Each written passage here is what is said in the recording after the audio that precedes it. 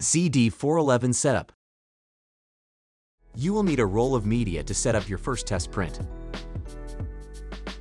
Refer to the setup guide to download and install Zebra Setup utilities. Connect the power supply to the printer.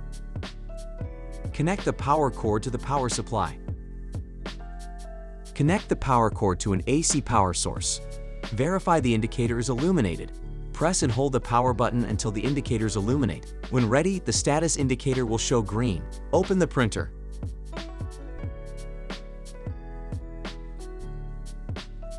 Prepare your media. Remove the outside layer from the media roll. Open the media roll holders. Place the media roll on the roll holders and release the guides. Pull the end of the media out the front of the printer. Press the media down under the media guides.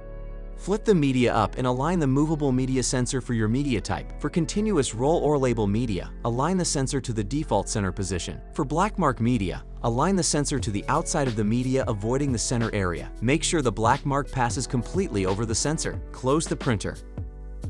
Press and hold pause and cancel for 2 seconds to calibrate the printer to your media.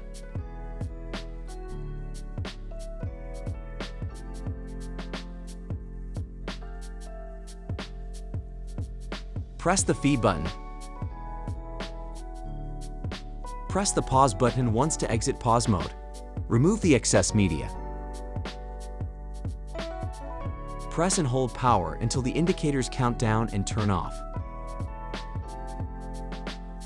Connected USB cable.